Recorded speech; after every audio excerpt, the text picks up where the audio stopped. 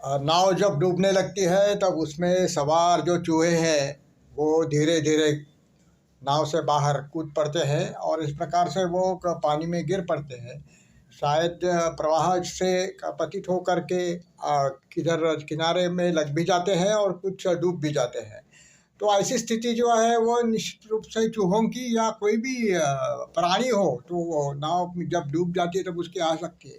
ऐसी ही नाव डूब गई है ममता बनर्जी की बंगाल में, और इस प्रकार से उसके नाव से जो चूहे थे, बाकी जो जानवर थे और जो सस्तन प्राणी थे या वो बाकी जो प्राणी और जो मनुष्य प्राणी थे और जानवर थे वो सभी भागने लगे हैं। परंतु इस समय भारतीय जनता पक्ष के लिए सबसे बड़ा ये खतरा है कि ये गंदगी जो है वो शायद भारतीय जनता पक्ष में न आ जाए। ये गंदी नाली का जो पानी है वो उससे स्नान करने का प्रयास भारतीय जनता पक्ष को बिल्कुल ही नहीं करना चाहिए। ये जो है वो सेवेज वाटर है। भारतीय जनता पक्ष should not try to drink the sewage water that has been thrown away of the Trinamool Congress.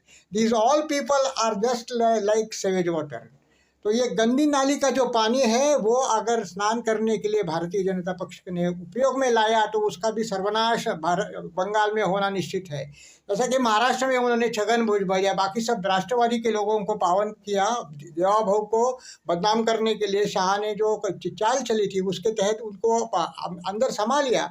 तो इस प्रकार से बहुत बड़ी एक उलझन उत्पन्न हो गई भारतीय जनता पक्ष में, और ये अत्यंत अशुद्ध व्यक्ति जो थे वो सब भारतीय जनता पक्ष में समा गए। तो ऐसा नहीं करना चाहिए। आपको जनादेश मिला है स्वच्छ प्रशासन करने का, उस गंदगी से दूर रहिए, इस गंदगी को दूर ही रखिए तो ही आपका भला है। ये भारतीय जनता पक्ष के कार्यकर्ताओं को और नेताओं को, केंद्रीय नेतृत्व को स्पष्ट रूप से ये संदेश देना चाहिए, क्योंकि ये जो खेल है वो शायद केंद्रीय नेतृत्व ही कर सकता है।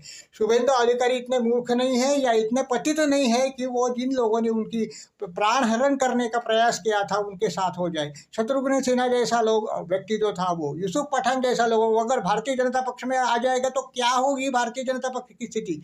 इस बात का विचार शाह को करना चाहिए, मोदी को करना चाहिए। ये विचार शुभेंदु अधिकारी तो निश्चित इन लोगों को पक्ष में स्थान नहीं लेंगे, लेकिन अभी ये दिखाई दे रहा है रोज नए नए लोग जो है वो ममता बनर्जी से रुष्ट हो रहे हैं और उससे क्रोधित हो रहे हैं, बाहर जाने का सोच रहे हैं। लेकिन बाहर जाए तो उनका हमसे कुछ लेना देना नहीं है।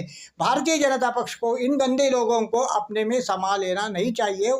ये गंदगी जो है ममता बनर्जी